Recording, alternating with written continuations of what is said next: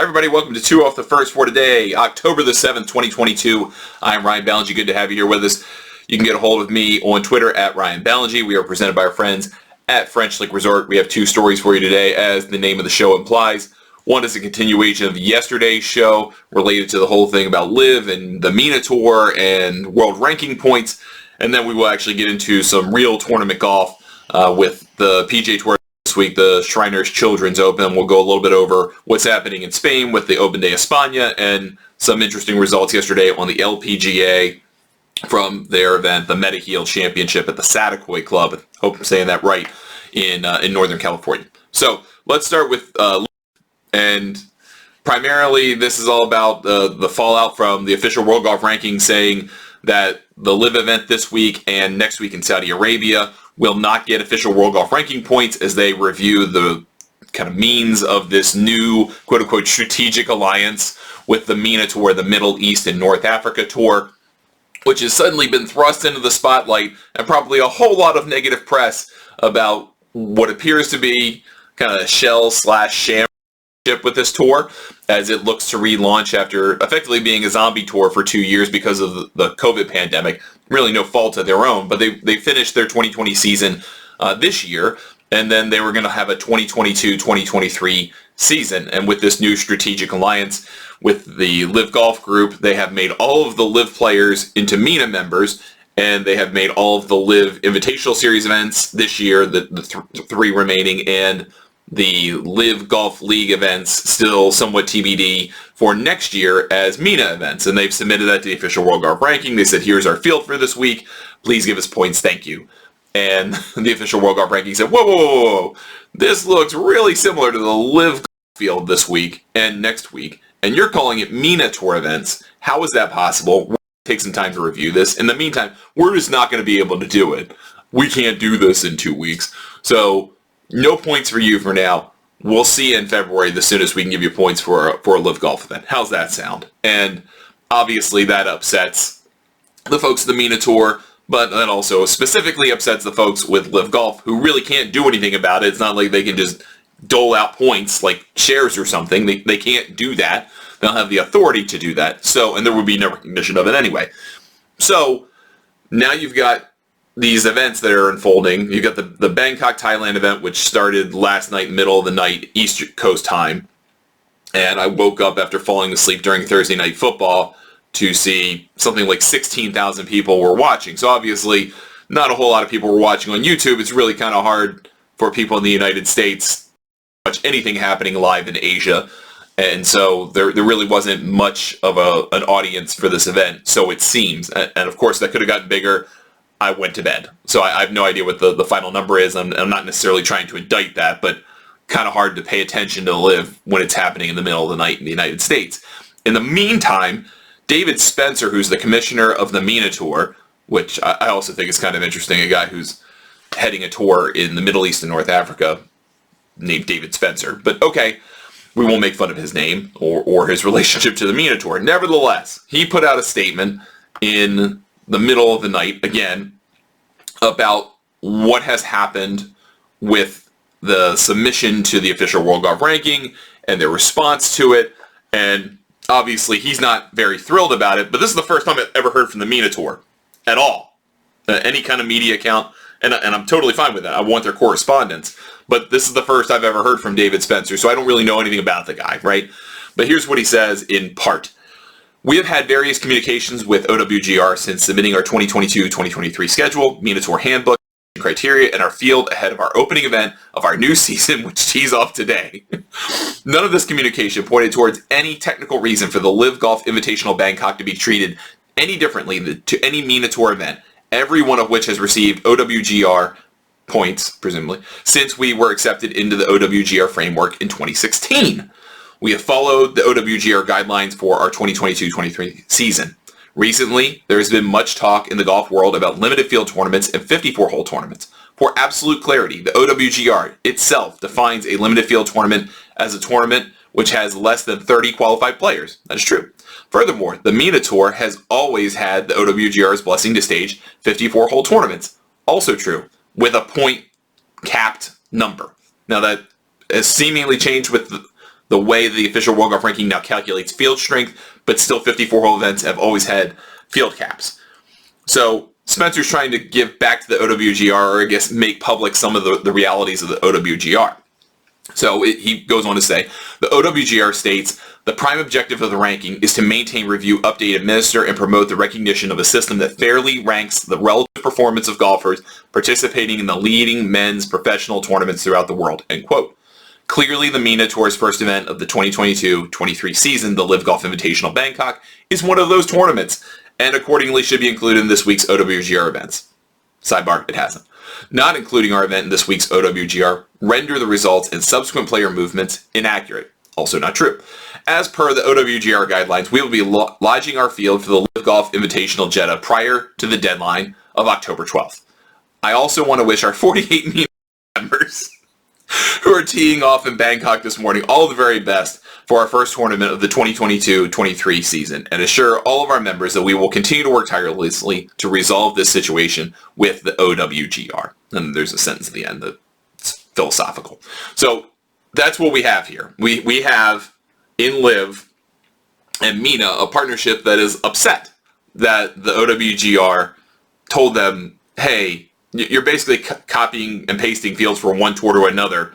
So we don't really understand how this can be a MENA Tour event and a LIV event at the same time, given that there was literally no relationship for you before this week that we know of. And so we've got to investigate it. Now, to be fair, perhaps, and maybe you don't have to be fair, but to be fair, perhaps to LIV and MENA, it also doesn't take that long, 2 weeks, for the official World Golf Ranking to get together and decide what they're going to do. They're doing that because that means that absolves them of having to give LIV any points whatsoever in 2022. And that is a very convenient situation for them because they couldn't award points for the final event of their series, the team event in Miami. Team events don't get points. So for the official World Golf Ranking, they can just take non-action and just say, hey, we've got to review this, and we're sorry, we can't do it that quickly. And just so happens it's going to take at least 2 weeks because you have events in back-to-back weeks. Sorry, guys, we'll get back to you. Thanks so much. And that creates an awkward situation here. And I think it is pretty fair to say, hey, it really doesn't take that long to figure out whether this is something worth awarding points to or just telling them outright no. And if you just told them outright no, you could say, hey, but you guys also submitted to being your own tour in July. So if you submitted to being your own tour in July, which you have declared, then how can you have the same tour here and the same event here and be both at the same time? And unless you're calling it a co-sanctioning thing, then you're lying. So I think what they have to come up with, LIV and MENA, is some kind of way of branding this as a co-sanctioning instead of LIV events being under the MENA Tour schedule, because that's obviously a kind of way of shuffling papers to try to get world ranking points. Even if they could, this again seems kind of like gaming the system. And if the OWGR were to go to LIV and say, hey, look, your events have players. You have 20 of the world top 100 in your field. That's not a bad thing. And those events perhaps warrant some degree of recognition, but you still have to follow our guidelines. You haven't existed for a year, even if you have a relationship now with a tour that has existed since 2016 in terms of the OWGR universe. And you may have that relationship, but you still have to follow all of the guidelines, because you're either telling us that the MENA Tour is one and the same, that all the $75,000 events that they have and all the $20 million events that they have with LIV are one and the same tour. Okay, that doesn't make any sense. That just doesn't pass the smell test. So if you said, okay, well, the MENA Tour, the $75,000 events, is some kind of feeder into the LIV series. Now you've got a developmental tour angle to it. Okay, maybe you're getting somewhere with that. I think you have to make some kind of rational explanation for how you have two events that have that drastically different value of purses, and they haven't made that. The other thing we did talk about the other day I thought was really interesting is the Asian Tour stance in all of this. And I don't understand, and I said this to James Corrigan at The Telegraph, who reported the story initially, at least from the journalist perspective. I think Jenna Sims broke the news. But at least I said to him, why wouldn't they do this with the Asian Tour? They have agreed to invest hundreds of millions of dollars into the Asian Tour through the International Series and prop up that tour by making the Saudi International their flagship event. They have promised tons and tons of money. And so in exchange, they couldn't even get the Asian Tour to say, LIV events are Asian Tour events. Why is that? And we haven't gotten the proper explanation for that, and I'm not sure that we're going to, because I don't think the Asian Tour is going to come out and say, hey, we didn't really want any part of this scheme. But I think the reality is, for the Asian Tour, they have two tours they're operating. They have the Asian Tour, and within that, they've got the regular events and the International Series. Doesn't matter, they're all Asian Tour events, right? And then you've got the Asian Development Tour, which is their feeder tour. Now, last December, they said they were going to form a partnership with the MENA Tour to, again, kind of be a feeder, almost like PGA Tour Latino America and Canada are to the Korn Ferry Tour. The MENA Tour would be the Asian Development Tour, then into the Asian Tour, or something like that. And that is gone. That has been wiped out. There's no mention of that on either website at this point. So apparently that either fell apart, or this is kind of how that works now. That's the arrangement that has been negotiated with LIV. Either way, the Asian Tour is not sanctioning LIV-specific events. And is that because they're 54 holes, and that means the Asian Tour doesn't want to endanger their ability to offer points to their players at the risk of offending the OWGR by putting on 54-hole events and saying, oh, well, most of our events have a cut, most of our events have full fields, we have a promotion and relegation system, therefore you should just tack on LIV and we're all good. There has to be a technical reason for that, and I don't think I'd like to believe it's just as simple as we just thought MENA has 54-hole events, we have 54-hole events, so we just sandwiched them together. That would not make a whole lot of sense, but it could be as simple as that from a perception standpoint. Either way, we're going to wait a while for this, and I don't think that the OWGR is going to come back and say, hey, congrats guys, great job on your strategic alliance, we're going to give you points now. They're just going to review it. They're going to review the application just like they always have. They're going to probably continue to a degree slow walk it. And even if they slow walk it and come up with a response that's favorable, they're still going to say you have to have been around for a year. But the LIV Golf Invitational Series isn't permanent. It's a one-time thing. So if the OWGR says, well, that's a one-time thing, now the LIV Golf League is its own thing, we've got to look at that. That's got to be around for a year. Now we're talking 2024 until you get points at all, if they take that approach. So probably a lot more heartbreak to come on this for fans of LIV. Again, I can kind of understand some of the pain around it, not liking what's been said from the OWGR, not liking the response, feeling like it's being slow walked. I can understand all of those things. If I were a LIV fan or someone who thought LIV should be getting world ranking points without really meeting the ecosystem that exists for the OWGR, I would completely understand your point of view, really would. But that's not the way it works, and so we're kind of at this point. All right, let's shift away from OWGR mechanics to the action on the PGA Tour, a little bit of LPGA Tour, a little bit of European Tour, or DP World Tour. Shriners Children's Open is this week. TPC Summerlin is the host course in Las Vegas. There's also TPC Las Vegas, by the way, that had hosted this event as part of a rotation back in the day before it all went to one course. It's been basically one course for about, 12, 13 years now.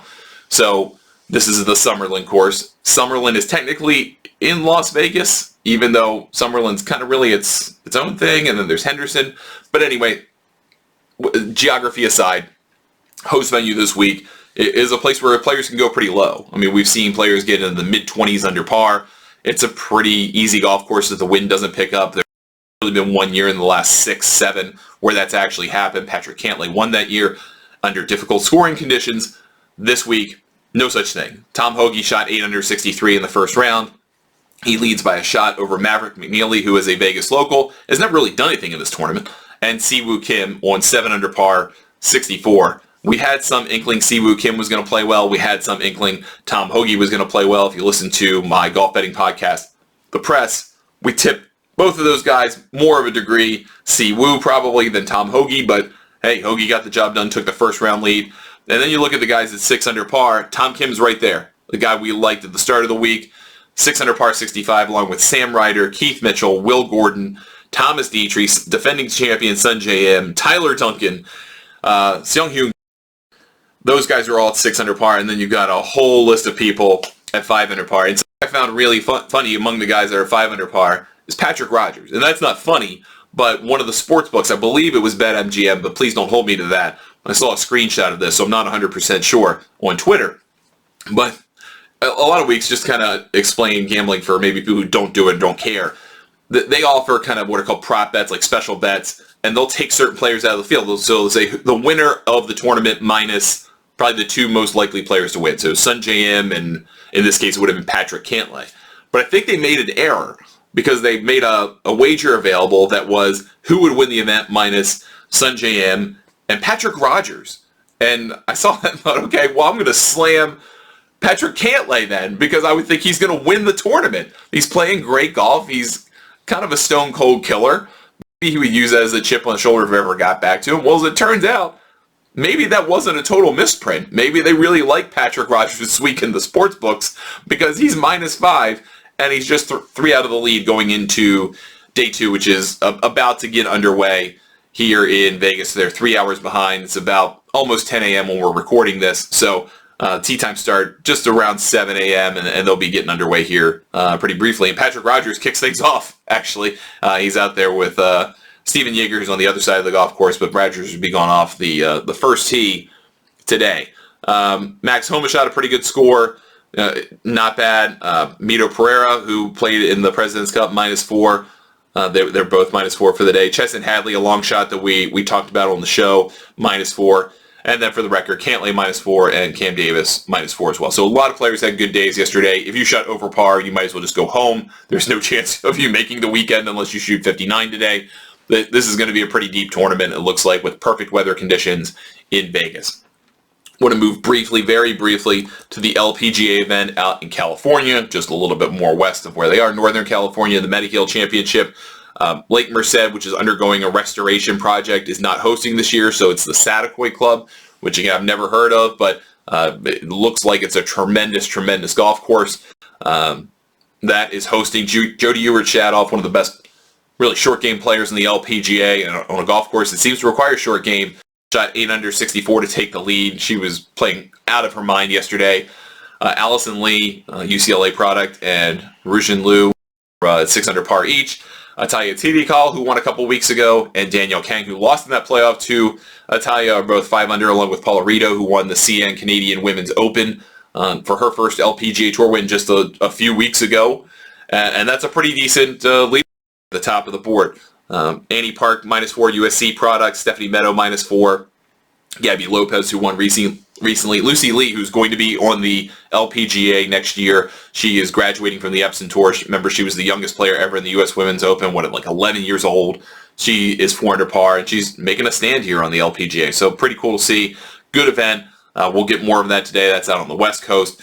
And then on the DP World Tour, they're at the Acciona Open de España in Madrid, the Club de Campo in Madrid. It's a venue that's hosted this for a couple of years running now. They're going low as well. This is a venue also where you go low. Paul Waring leads. He's through his second round today. There's still action ongoing. There's an afternoon wave happening, but Kiradech Abhi-Barnrat, who was the leader of the tournament yesterday, shot 2 under today, 10 under total. He's tied for 4th with Darius Van Driel. Obviously, the biggest name player in the field is John Rahm. He supports this tournament. He came here last year pretty tired after, first of all, the FedEx Cup season, FedEx Cup playoffs, but also the Ryder Cup, being pasted in that. And he didn't really have much of a chance, even though he was pegged as I believe, plus 225 favorite going into the tournament. He is a plus 240 favorite this year, and he is -7. He shot 64 yesterday, put up a great round, but is even par through 7 holes while we're taping this. We'll see where he winds up going into the weekend, but this is going to be another tournament where going low matters. Seems like through the 3 major tours, that's what we're going to get. Over at LIV, they also went low. Like I said, I didn't really watch any of it, but Richard Bland and Eugenio Lopez-Chacarra are -7 through the first round, if that means anything to you. It seemed like a lot of the players who typically play well on LIV so far, Cameron Smith, Dustin Johnson, have not really shown up. They didn't play well in the first round. As I mentioned, not many people were paying attention, and it looked like from the few seconds that I watched, there weren't really many people at the venue. There was also a horrible tragedy in Thailand yesterday, with it sounded like the murder of 30 children. Very, very, very disturbing situation. So I'm sure there really wasn't a whole lot of focus on what was happening at LIV, to be absolutely candid with you. But that tournament is still ongoing, and the second round will start tonight, late tonight in the United States. So that's going to do it for us today on 2 the First. We'll come back tomorrow with a weekend show for you, and then we'll get things ready for the final round on Sunday as well in the morning. Thank you so much for watching. We really appreciate it. Or thank you so much for listening. We're now available as a video on Golf Newsnet's YouTube channel as well as on golfnewsnet.com. You can, of course, continue to listen to us through podcasts. If you do, we would appreciate a 5-star review. If you're listening to us through Apple Music or iTunes, either way, we'd be very appreciative. Helps us reach more people. You can reach Golf Newsnet, your favorite social media service, at the handle Golf Newsnet. Thank you again for watching. We will talk to you tomorrow on 2 of the 1st.